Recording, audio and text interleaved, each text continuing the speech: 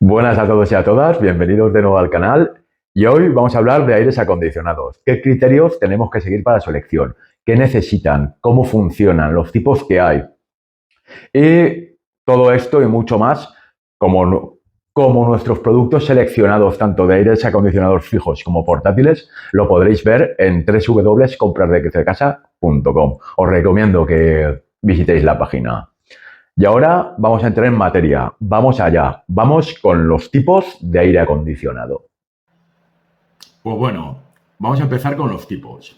Respecto a los tipos, diremos que hay dos básicos, los portátiles y los fijos. Ahora vamos a empezar hablando de los portátiles, que son lo más sencillo de todos. Los portátiles vienen a ser un aparato con ruedas que puedes llevar a cualquier parte de la casa. Su movilidad es una de las gracias que tienen. Suelen ser un poco más ruidosos y tienen potencia habitualmente para una habitación o dos, contiguas, obviamente. Estos aparatos suelen ser un poco más ruidosos. A partir de 45 decibelios hacia abajo podemos considerar que son silenciosos, los fabricantes son conscientes y cada vez intentan hacerlos más silenciosos, pero siempre van a ser un poco más ruidosos que los interiores fijos. Y bueno, pues tienen todos los aires acondicionados absorben la humedad del ambiente de manera que lo secan y tienen un depósito para almacenar esta humedad o lo sacan por una manguera lo tienes que sacar esa manguera por una ventana o por una puerta. Entonces tienes que tener un sistema de sellado, que hay kits de sellado que te vende Leroy Merlin o te vende Amazon directamente para sellar las ventanas. Puedes hacértelo tú también, pero son baratos, son los kits de sellado, elige el que más te convenga, el que más te guste y te lo colocas y ya está. Y ahora vamos a empezar a hablar de los fijos. Para empezar, vamos a hablar de los fijos en general. ¿Y qué vamos a decir de ellos? Pues bueno, los sistemas de split actuales llevan una parte interior que refleja las estancias y que se llama split, y una parte exterior que se coloca en la fachada, en una terraza, en un balcón, en un tejado, etc. Esta parte exterior del aire acondicionado puede dar servicio a varios splits colocados en el interior a la vez, siempre dependiendo de las distancias y la configuración de la casa. Y además deberá contar con una pequeña instalación de desagüe, ya que como hemos visto en los portátiles, secan el aire de la habitación, condensan el agua y necesitan un desagüe para sacar ese agua. Estos sistemas pueden contar con una bomba de calor para su utilización en invierno como calefacción, ya dependiendo del modelo que queramos elegir o del dinero que nos queramos gastar. Actualmente son todos con tecnología inverter o la inmensa mayoría, lo cual aumenta su eficiencia. Una instalación de este tipo necesita ser montada por un técnico cualificado que emite un certificado de montaje, como veíamos que pasaba, por ejemplo, con las estufas de pellet. Los principales tipos que podemos encontrar actualmente son el sistema multi-split. El sistema multi-split, donde de una unidad exterior cuelgan varias interiores. Os dejo un esquema en pantalla.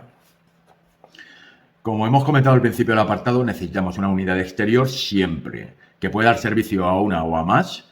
Hay modelos que dan servicio hasta 8 unidades interiores, llamadas split, como hemos visto, dependiendo siempre de las características de los equipos, la distancia o la unidad exterior, que siempre te indicará el fabricante, así como dependiendo de la configuración de la casa.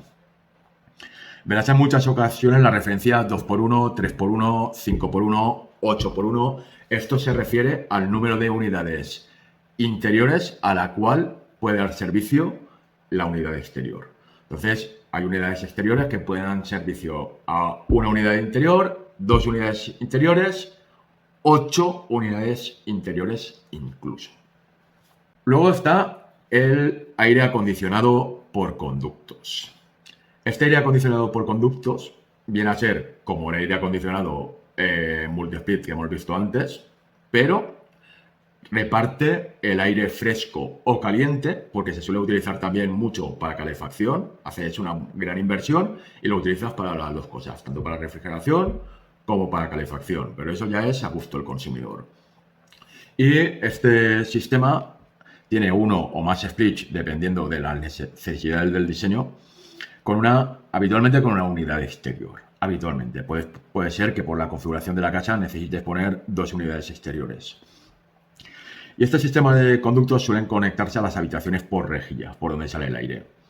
Este sistema de conductos puede estar al aire. Hay muchos talleres, hay fábricas, hay oficinas, incluso casas de estilo más industrial o modernista, donde tú puedes ver los tubos del aire acondicionado con las rejillas que van a cada habitación a la vista.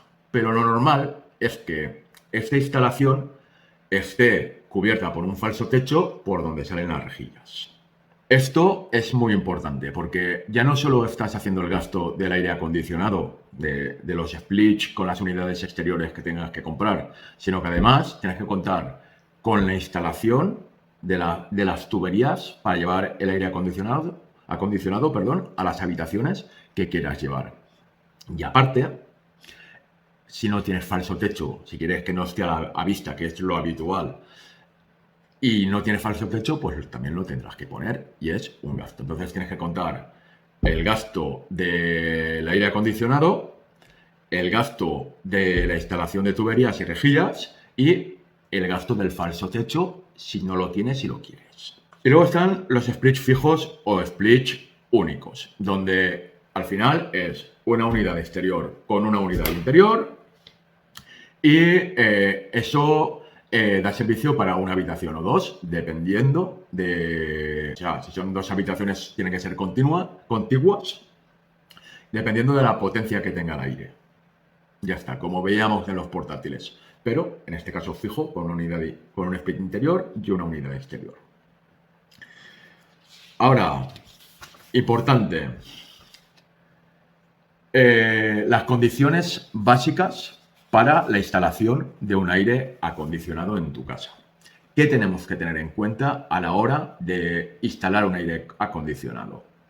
Ahora veremos las características que tiene que tener el aire, pero antes tiene que cumplir una serie de requisitos. ¿Y qué requisitos son estos? Pues los requisitos son: si vives en un edificio o comunidad, así como tu ayuntamiento, pueden haber unas normas de instalación de estos aires. El estudio de estas normas es básico para ver las condiciones que te impone tanto tu comunidad, si vives en una finca, como tu ayuntamiento. La instalación debe efectuarla un técnico competente y emitir un certificado de instalación.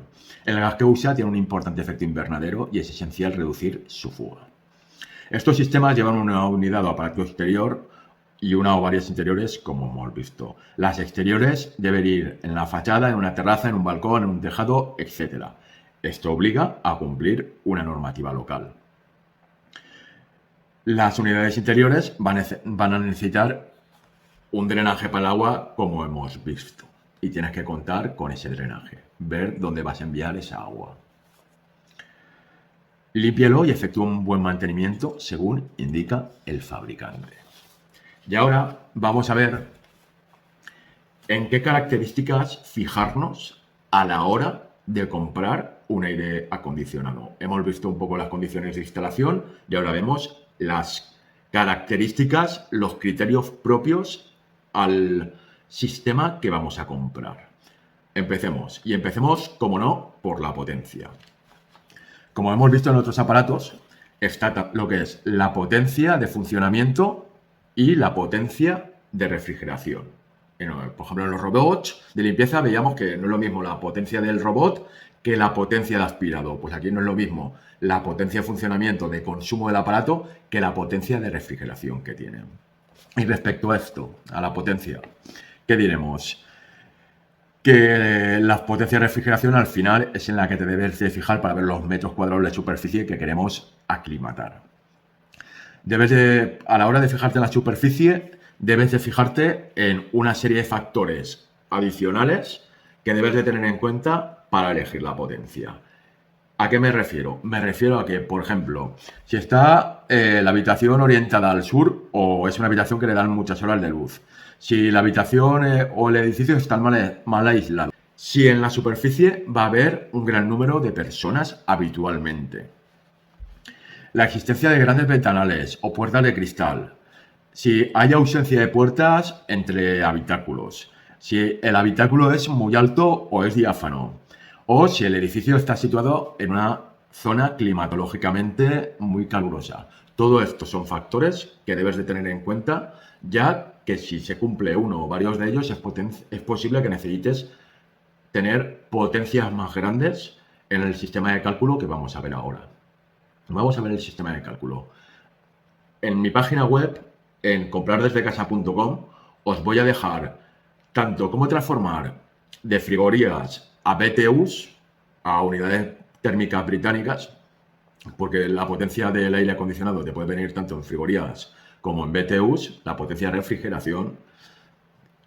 Y para saber transformar de uno a otro, te voy a dejar un artículo en la descripción que podrás ver, junto con los criterios de elección de potencia, cómo elegir la potencia. Todo esto lo vas a tener en un artículo en la descripción, no dudes en visitarlo, así como nuestra selección de productos. Tienes ya splits fijos y aires acondicionados portátiles. Te dejo también el enlace directo a la página web en la descripción. Vamos a ver los criterios de elección de potencia. Para ello, tenemos que tener en cuenta que hay varios métodos de cálculo. El que vamos a ver aquí, que es un método muy sencillo, es el siguiente. Tienes que contar en condiciones óptimas unas 100 frigorías hasta 140 frigorías cuando se dan las condiciones citadas anteriormente. La de habitación orientada al sur o con muchas horas de luz, si está la casa mal aislada, etcétera, etcétera, etcétera. Entonces estaríamos contando entre 100 a 140 frigorías por metro cuadrado. Ejemplos, los que ves en pantalla. Siempre puedes hacer tus cálculos y comprar uno con un poco más de potencia refrigerante. De hecho, te lo recomiendo. ¿Para qué? Primero, para asegurarte de no fallar. Y segundo, para que el equipo, que son equipos que van a estar funcionando muchas horas al día, no tengo que estar funcionando al máximo siempre. Y luego, cuando vienen golpes de calor como el que estamos viviendo ahora mismo en Valencia, pues siempre está bien que tengan más potencia.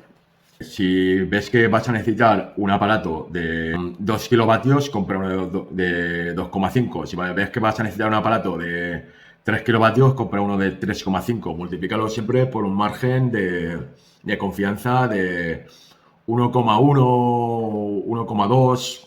1,2 es un buen margen de confianza respecto a la potencia. O sea, que cuando calcules una potencia le des un 10 o un 20% más de potencia de lo que te ha salido en tus cálculos para asegurar de que no te vas a quedar corto. Luego vamos a ver el consumo energético. Respecto al consumo energético, tienes que mirar la etiqueta energética siempre. Ahí encontrarás una estimación del consumo del equipo en un año.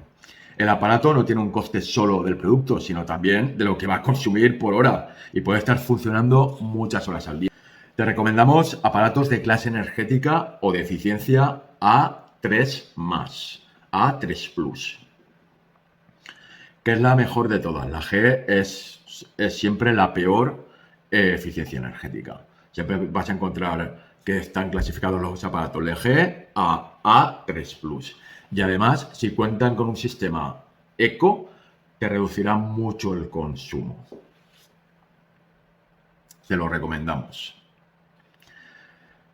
El punto 3 respecto a las características de los aparatos, y es el ruido. Los equipos de aire acondicionado portátil suelen ser más ruidosos que los splits fijos. El ruido se mide en decibelios y debemos de tener por debajo de los 45 o por debajo de los 45 decibelios para considerarlo silencioso. Esto es especialmente importante si lo vamos a colocar en un dormitorio, donde el modo noche o sleep va a ser básico. Y este modo noche o sleep no tiene que tener como mínimo 20-24 decibelios de ahí hacia abajo. 20-24 decibelios es lo normal en un modo sleep. Ten en cuenta que estamos hablando del ruido que hace el split interior. La unidad exterior también hace ruido. El dato del nivel de potencia acústica, tanto de los aparatos interiores como exteriores, te lo pone en la etiqueta energética, donde aparece una casita y el dato de dentro de la casita es el ruido interior y el dato de fuera es el que hace el aparato exterior. Otro punto importante, el gas refrigerante, el cual hemos dicho que tiene un importante efecto invernadero. Vamos a verlo.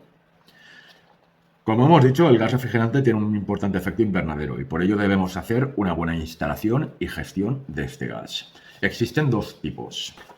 El R410A, del cual hay mucha oferta actualmente, es fácil de encontrar, tiene un impuesto más elevado que el R32, que es el otro gas que ahora veremos, y va a tender a desaparecer. El R32, que es más eficiente, cada vez lo encontramos más. De hecho, en la página web veréis muchos productos que ya tienen el R32 como gas. Se está normalizando su uso. Y seguramente será el que se imponga en el futuro. Actualmente hay menos oferta, es un poco más difícil de encontrar y menos aparatos en el mercado lo llevan, pero se está normalizando su uso. Los aparatos que lo llevan suelen ser un pelín más caros. Y luego hay otras funciones que tienen los aires acondicionados, como son el control por móvil. No existen muchos que lo tengan, pero cada vez van a haber más productos que se podrán controlar por Wi-Fi. El detector de presencia se enciende y apaga en función de si detecta gente en el interior de la habitación. Y la programación horaria, que puedes programarlos como muchos electrodomésticos para fijar las horas de funcionamiento. Estas funciones, aunque no son básicas, bien usadas, pueden aumentar la eficiencia y bajar el consumo. Y esto es todo lo que te quería contar respecto a los aires acondicionados. Tienes en nuestra página web un artículo y mi selección de aires acondicionados, los que creo que son los mejores que hay actualmente en el mercado. Actualmente estoy trabajando solo con Amazon, pero puede que pronto trabaje con Leroy Merlin y ahora te he elegido los que creo que son los mejores de Amazon, tanto fijos como portátiles de varios tipos y puede que pronto te pongan también los de Leroy Merlin. No dudes en visitar directamente la página web comprardesdecasa.com como los diferentes artículos de la página que te dejo en la descripción, donde te dejo cómo calcular las BTUs o las frigorías, te dejo cómo transformar de frigorías a BTUs, te dejo la selección de productos, todo ello en enlaces directos a cada parte. Muchas gracias por ver este vídeo y nos vemos en el siguiente.